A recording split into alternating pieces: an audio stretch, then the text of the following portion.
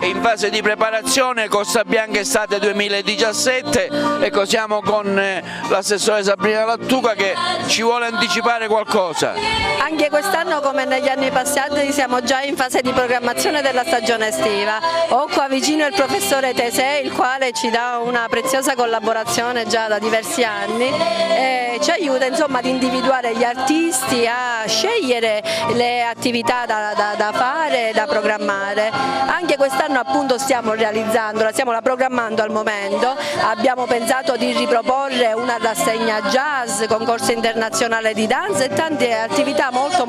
belle e di qualità, di grande qualità. Professore Tesè, ecco, quali novità ci può anticipare in vista di Costa Bianca Estate 2017? Allora, come novità ce n'è una che è importante, ce ne sarebbero più di una. La prima importante è che noi faremo a Realmonte nei mesi di giugno, nei mesi di luglio ed agosto un'attività settimanale tutte le settimane qui in piazza. Ogni giovedì ci sarà musica, ci sarà intrattenimento, ci saranno degustazioni, tutti i giovedì, e quindi questa è una prima novità importante per creare proprio questa atmosfera di festa, di appuntamento diciamo settimanale, che consentirà ai realmontini e ai non realmontini di venire qua e venire diciamo così a passare una bella serata. Ci saranno delle conferme, come diceva l'assessore, il concorso di danza.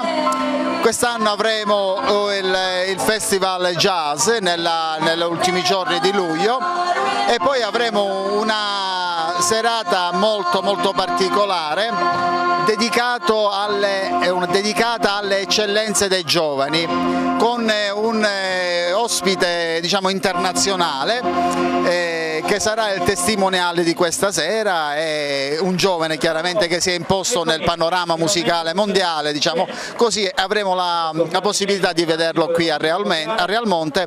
e sarà diciamo il padrino di questa serata, che sarà dedicata ai giovani, ai ragazzi, perché noi da sempre insieme con l'assessore, con l'amministrazione abbiamo ritenuto proprio di valorizzare i giovani in ogni sfaccettatura e quindi saranno individuati dei giovani che hanno ottenuto dei risultati importanti nei loro ambiti e verrà dato il giusto riconoscimento, perché noi riteniamo che i giovani debbano essere valorizzati laddove portano avanti delle attività che comprendono sia il loro talento ma anche la capacità di sacrificarsi, perché vogliamo sottolineare il fatto che si arriva al successo con il sacrificio e nessuno regala niente a nessuno.